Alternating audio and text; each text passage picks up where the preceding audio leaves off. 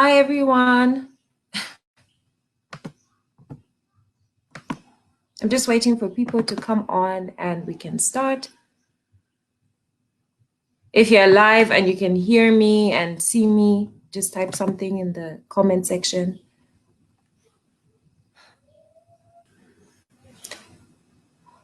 Hi, Mubanga. I can see you.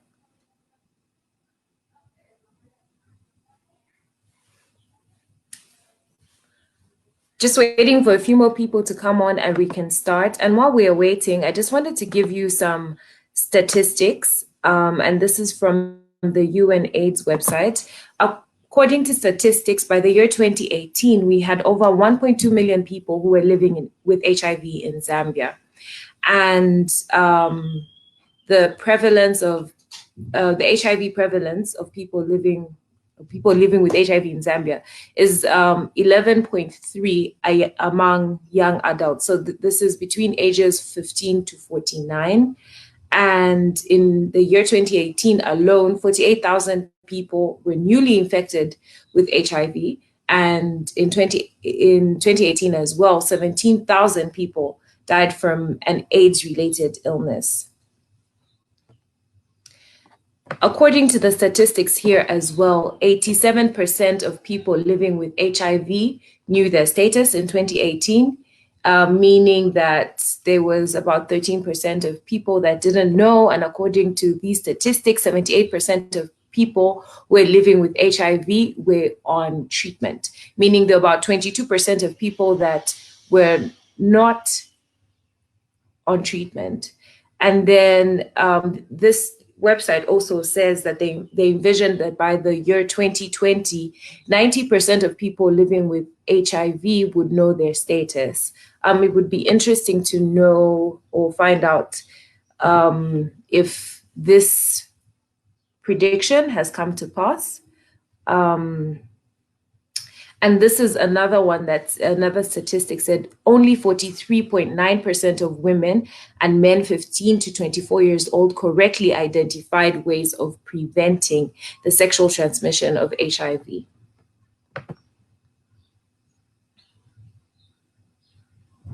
So these are some global HIV statistics. 25.4 million people are accessing therapy in 2019. I think we've just been joined by LULU HAANGALA now. Hi, Lulu. How are you? I'm great, thank you. How are you? I'm fine, thank you. You look lovely as always. Thank you. Thank you. It's been a busy day in the office. Sorry for coming on a bit later.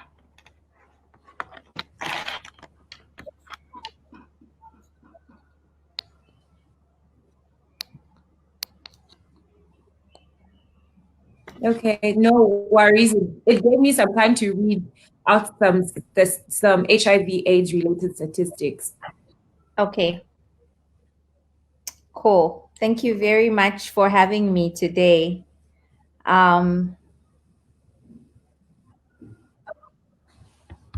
Okay, so I think let's get right into it because I know you're. Thank you so much for being here.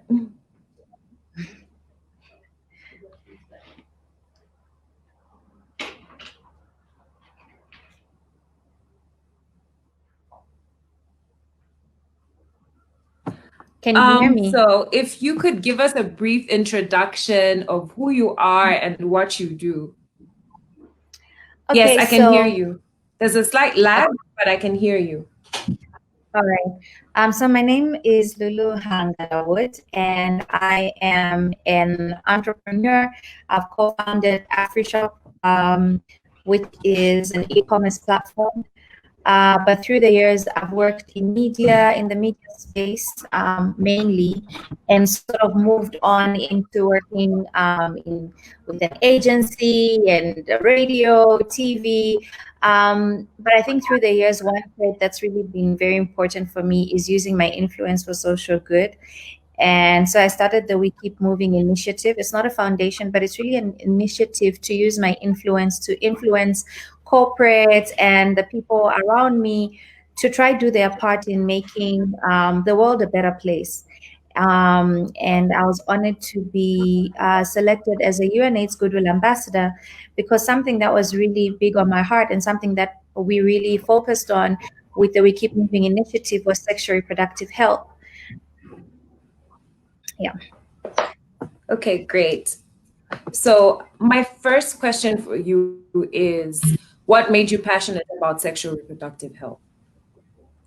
I guess my own experience coming from a place where I was a pastor's child, and there was an assumption that because you grew up in a certain environment, which was very religious because we lived on a mission, the assumption was that, you know, you already know a lot of stuff about HIV, AIDS, or, you know, just everything to do with sexual reproductive health, your period.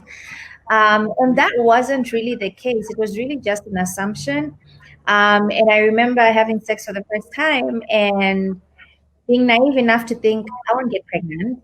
You know, it was the last thing on my mind. HIV was the last thing on my mind. And I got pregnant. And then suddenly you're thinking, oh my God, there's even HIV. I hadn't even thought about this. Let me go and get tested. Let me go and check.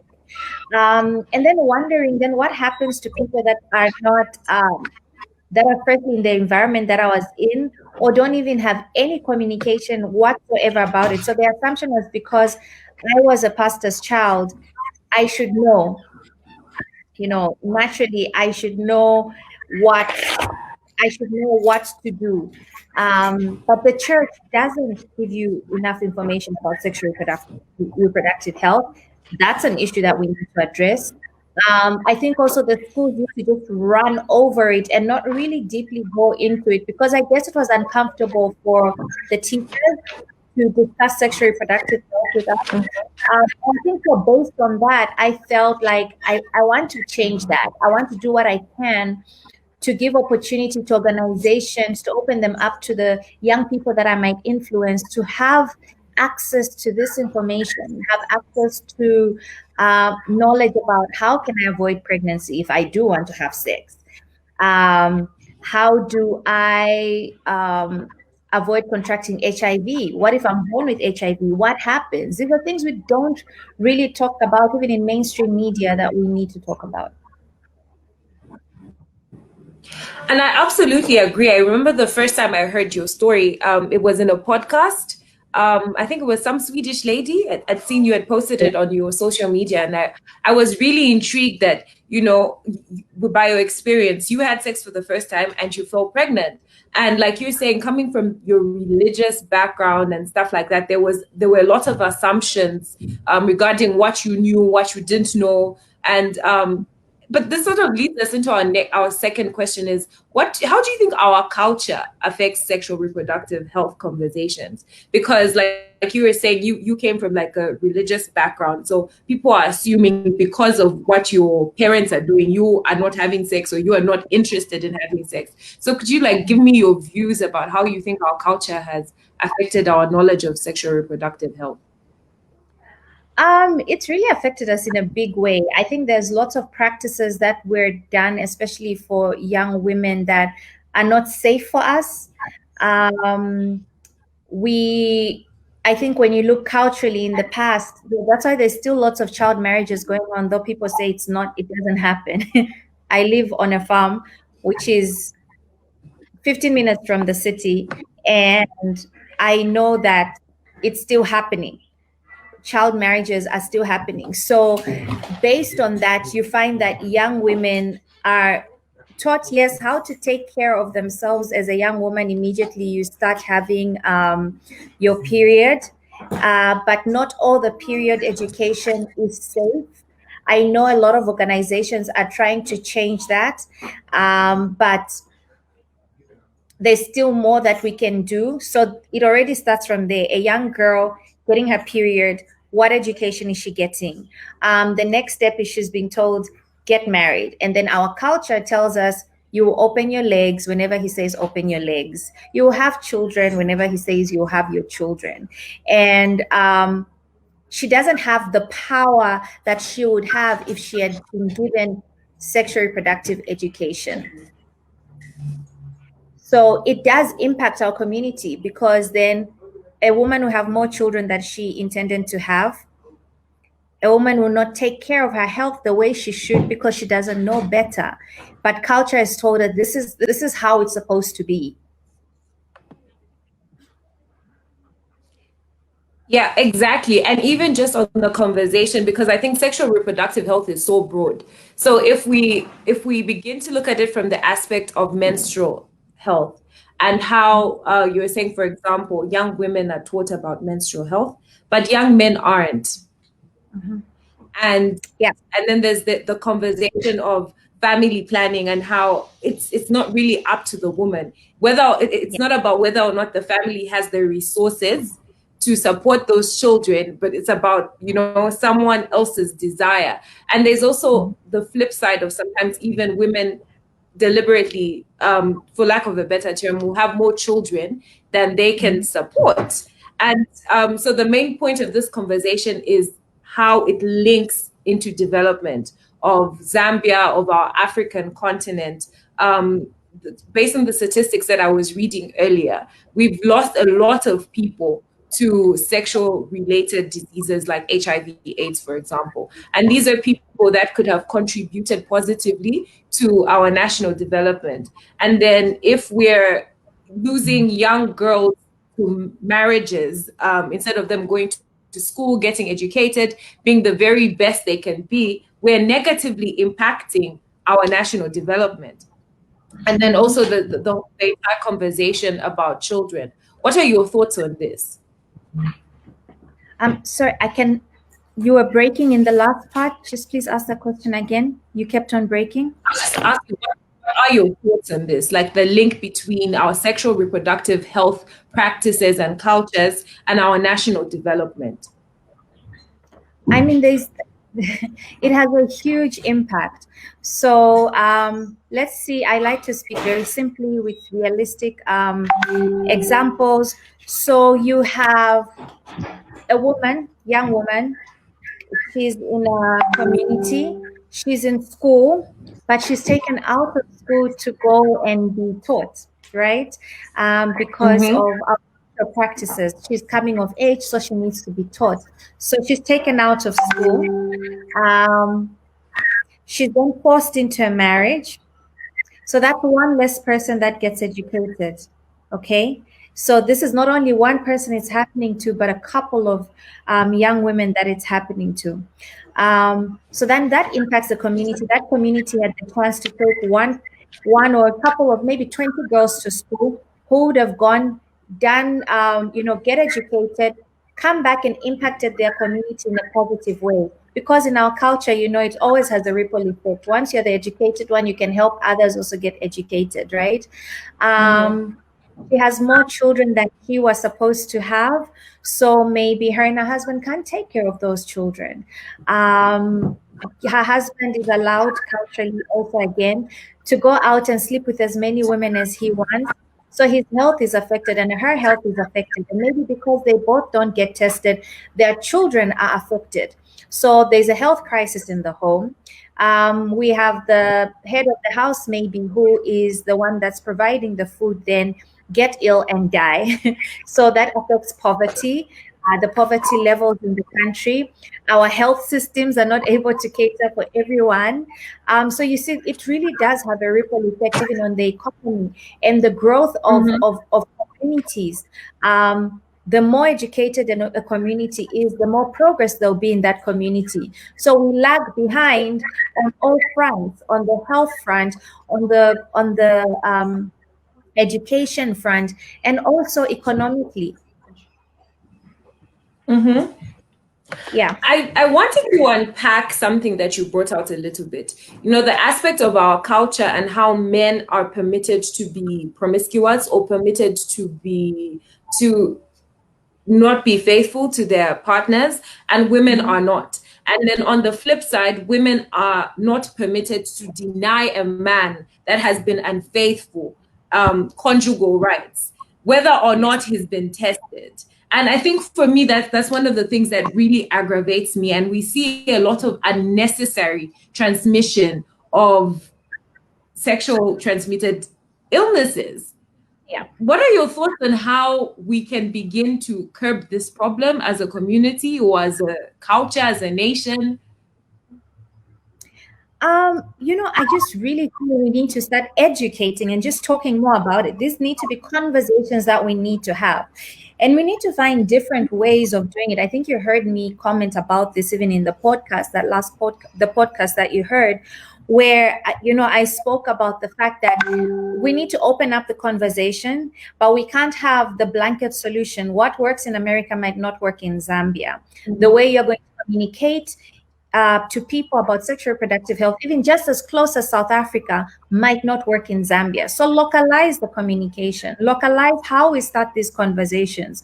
What speaks to people? What do people like to watch? What do people like to listen to? Who are the leaders in the community that should be educated? So because of their influence, then can go on and educate their community. Because a Lulu comes from town and she's speaking her broken Tonga to her community. Yes, it's her village, or even in a town, I'm going to a community where they won't listen to me. I'm not the authority figure.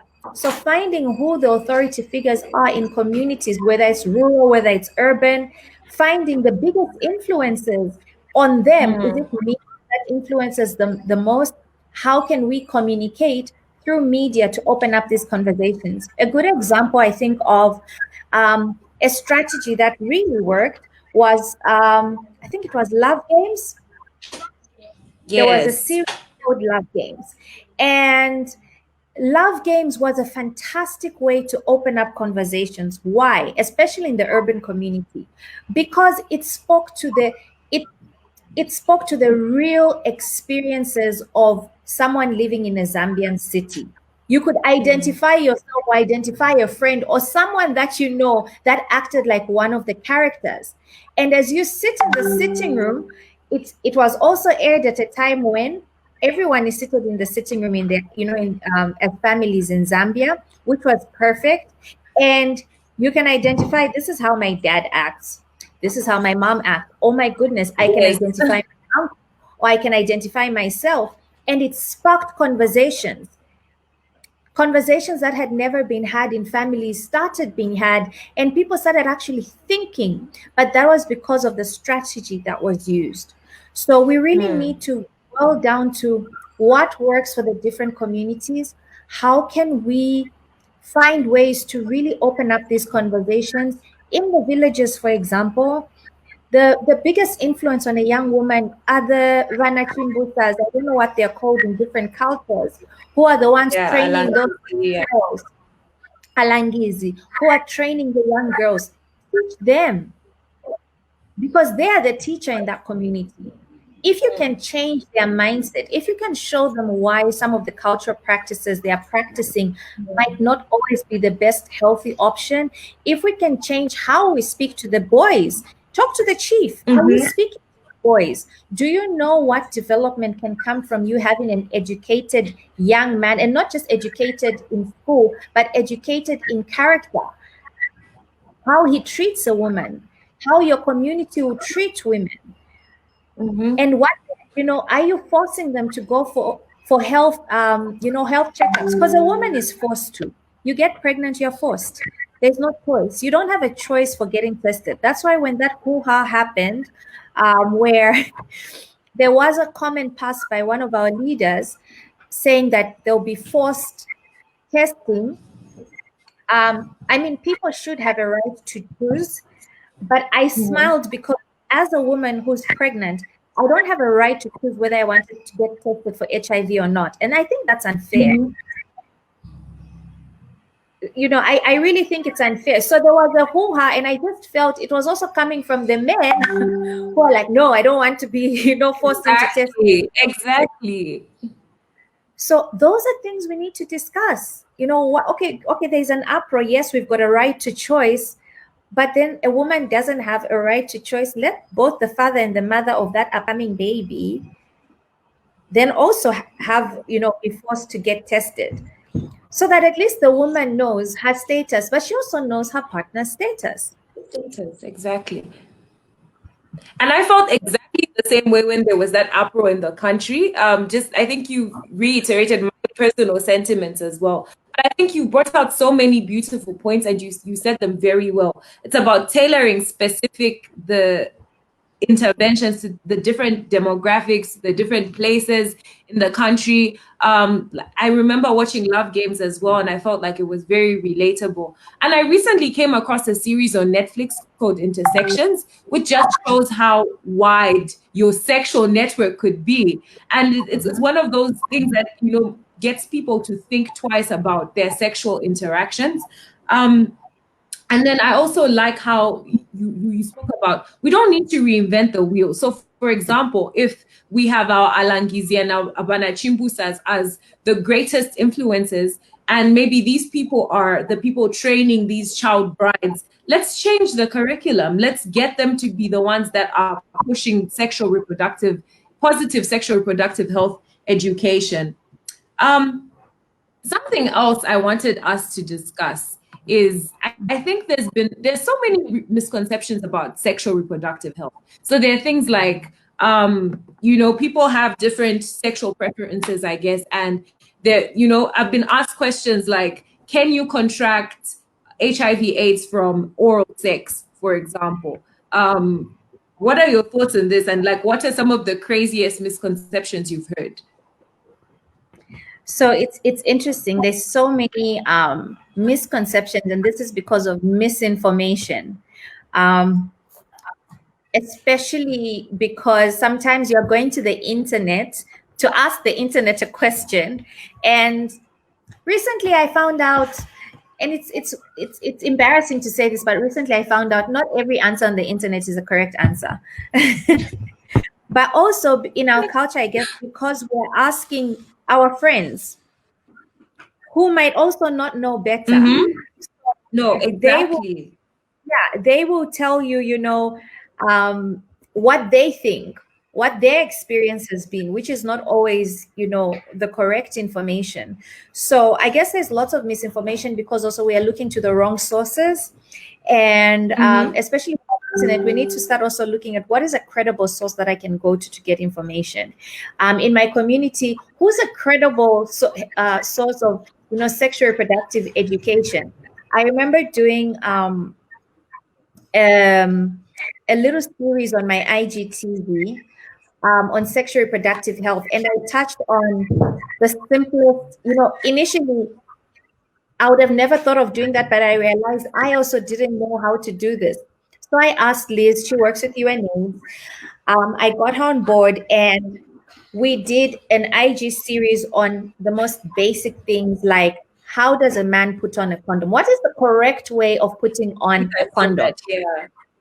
Guys will talk as friends, but no one is going to whip something out and then say, this is how you put it on. But we got like a little penis and put that condom on, so the correct way of putting it on.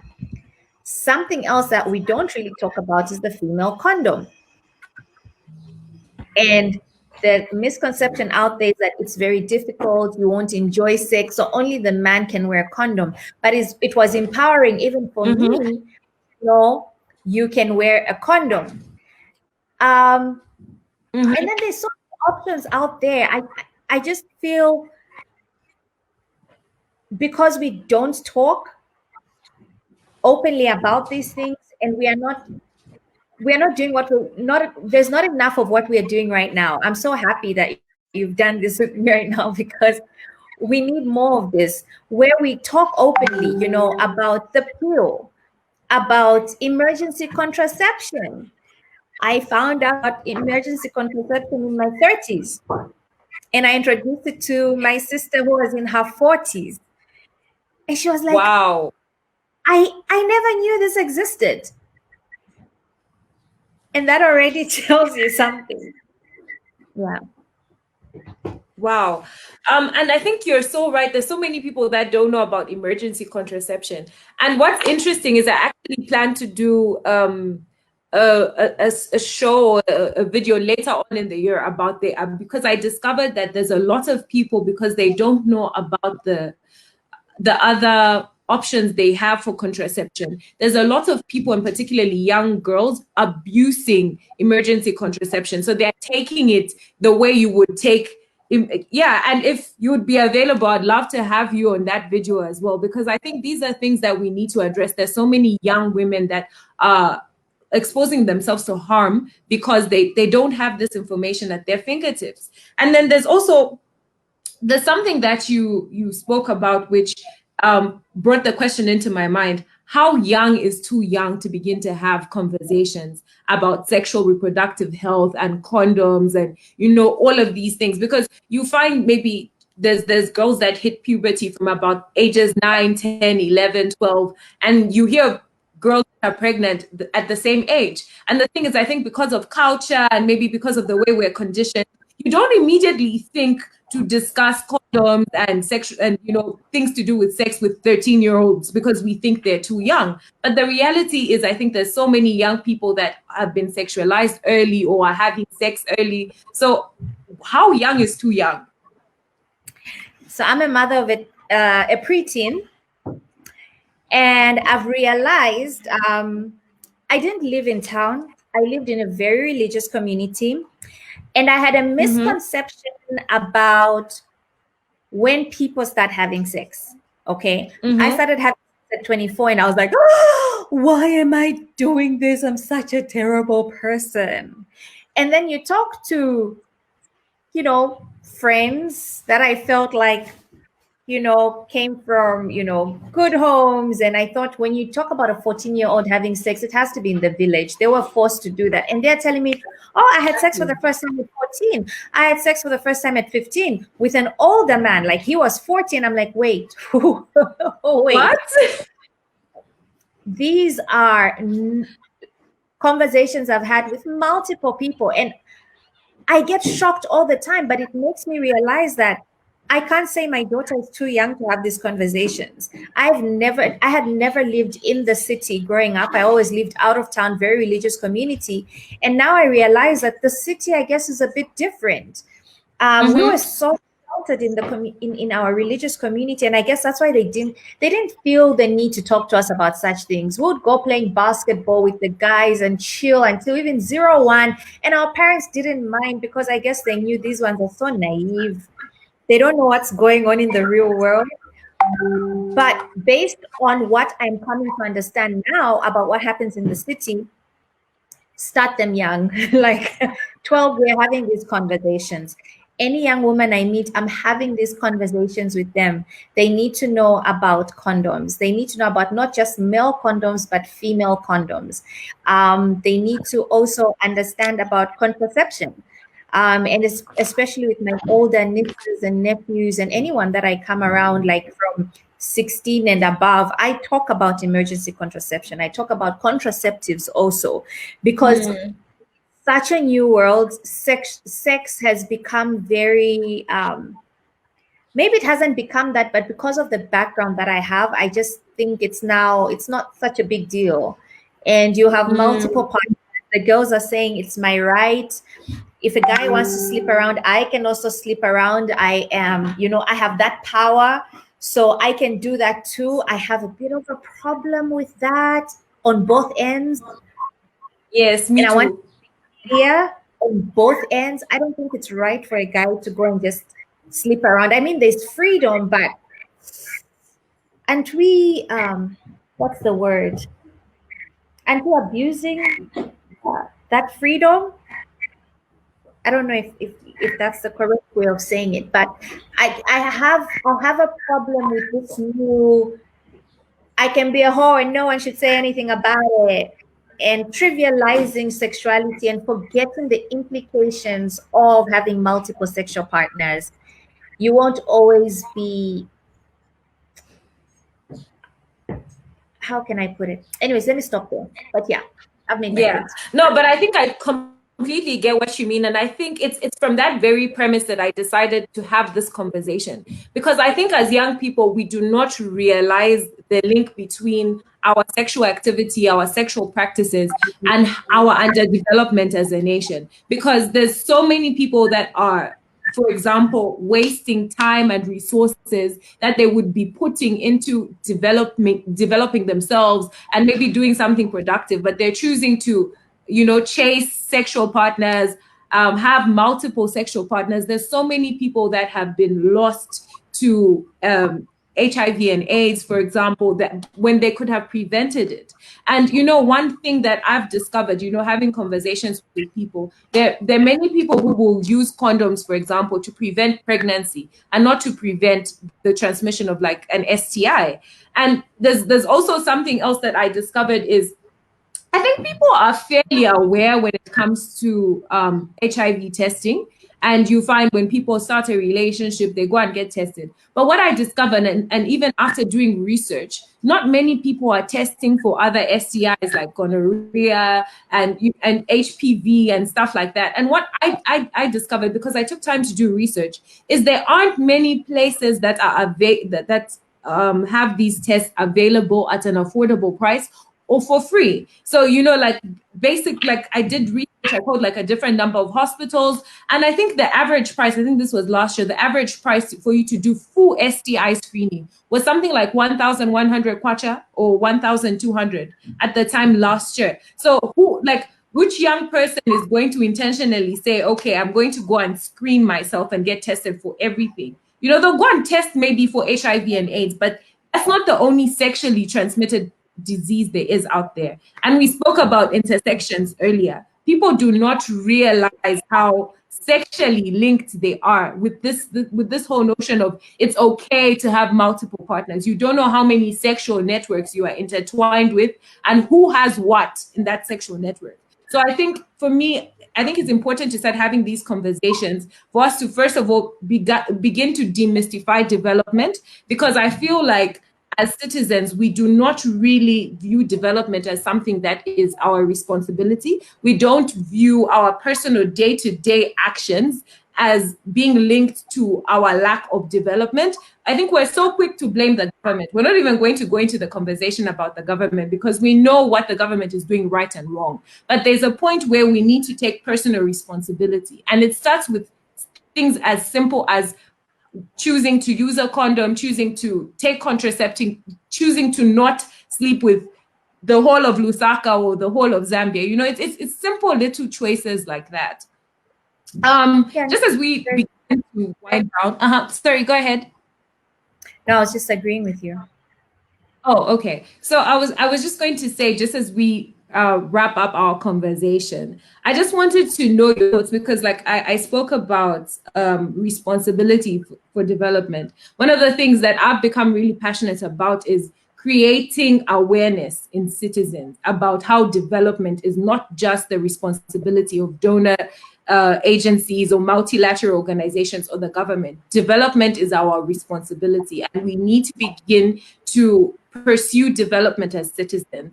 What are your thoughts regarding how like an everyday person or a young person or a Zambian citizen can change their sexual reproductive health practices to sort of engineer?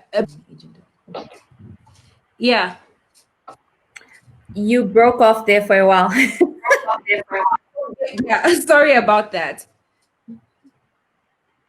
Yeah. Could you hear? No, I heard the first part and then the rest of it just went silent. Okay, so I was just talking about how responsibility is every development is every Zambian's responsibility, and how there's a link between our sexual reproductive health practices and our development. So my question is, how do you think we can begin to alter our sexual reproductive health practices to start to walk towards a more developed Zambia? I think first and foremost, we need to start with the young ones. Let's start with that. Let's change how we were educated. Okay, so I guess some of us feel I'm old enough, I know what I know, I don't want to change my mind about it, but maybe let's change how we were taught then. Let's start there. So those of us that feel that, I have enough information, I'm going to push to change how we educate the young ones. So I might not have access to them at school, but I've got access to them at church, in my community. I come from a very conservative church, which is the Adventist church. And luckily, they've given me the platform to speak. And I was shocked because it's a very conservative church, but they've given me the platform to be able to speak to the young people. So where we can, that's how we start changing the citizens. And a lot of people say, no, but I don't have a lot of followers. I don't have a lot of, just start small, just start. That's what's important. If you can impact 5 people, they'll go and impact 5 more people and try to change their mindset. But I think firstly, we start with those that we can actually ingrain in their minds at a young age, start communicating to them, find channels or places where you can continue to be a consistent voice that will make people realize, wait, that person actually is making sense. And it is true, it is my responsibility. And I guess also being communicating on the options that are there. I will give the government this. There are options in our health facilities where we are in a better space than we were even 5 years ago, where you can get free consultation. I have taken the wrong contraceptives before, and I went to what I thought was a good doctor. And later at a government facility, I was actually told you're taking the wrong contraception for the type of body you have, and your hormones are not really working well with this. And that was at a government facility. So let us not ignore the fact that at least there has been a lot of progress in the health sector and in sexual reproductive education in our health facilities. So we can there is a place to go where you can go for free. And there should be no stigma around that, because that's also another big thing. I think we need to remove the stigma of talking about sexual reproductive health, of talking about sexual related diseases apart from HIV. You know, I have an itch, and this one I've had things where like I've got an itch down there, a discharge, but I'm not going to go because they'll know that I've got some STI. You know, let's take away that stigma and encourage everyone around us to be free enough to go to the health facilities, both paid for and the free facilities that have been put up for us by the government. Thank you. Very well said. And I just want to read some comments. So Mubanga Muyana said, I think one of the issues we face is the stigma. Many people, especially women, would rather buy off-the-counter drugs than go to the hospital and see what's really wrong and end up treating symptoms rather than the actual problems. I think that's very well said, Mubanga. And then Maggie Yamba also says, we have youth-friendly corners in most hospitals and services over sexual reproductive health are free. We need to spread the word and encourage our youth to visit such places. I think, thank you for those contributions. I think that's very well said. Just as we end this conversation, Lulu, do you have any last thoughts?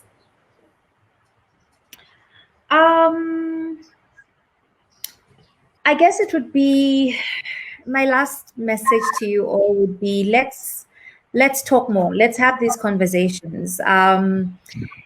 When we meet up as both male and female, let's start opening up about these conversations wherever we can. If you have information that you think someone else needs, let's talk about it. And this is how we're going to make progress in this fight against HIV, in the fight against young women getting sexual related diseases that they don't have to. We all have the power to make a difference. And I want you to know that by educating someone that had no information, you're also giving them power. You know, you're giving them a certain level of power and over their own life. Now they're able to make more informed choices. So wherever we can, let's share as much as we can. Let's continue to learn. Let's do our part. The statistics are still a bit frightening in Zambia. And there's so much work that needs to be done. I would like to encourage more men to go and get tested and know their status. I think this is something that not a lot of men are free to do or feel a need to do. So, yeah, that's what I'll say. Yeah. I think very well said. I think for me, my conclusive words would be that I think we need to take away this stigma and let's stop looking down on each other. Like, even if you are not having sex, I think it's important to have sexual related conversations. So we need to remove this cultural stigma, this religious stigma. Let's talk about sex in youth groups, because even if we're encouraging young people, like church youth groups, even if we're encouraging abstinence, that does not mean young people should not be empowered with information about sex, because they will one day have sex. And so I think it's very important for us to start to have conversations, and also to start to begin to think about our day-to-day actions, including sex, and how they negatively impact our development. There's a lot of us who have negatively impacted our development because we didn't choose to do the right thing. We're spending money on certain things that money could be diverted towards something else. So I think we need to be the generation that sees things differently and takes responsibility. And like Lulu said, we all have a sphere of influence. We might not have as many followers as Lulu does, but we have people in our community, people in our homes, and we can always make a difference, even if it's just one person. Thank you so much, Lulu, for joining us today. And thank you so much for the work that you've been doing impacting young people in Zambia. Enjoy the rest of your day. Thank you so much. You too. Thank you for having me. Thank you.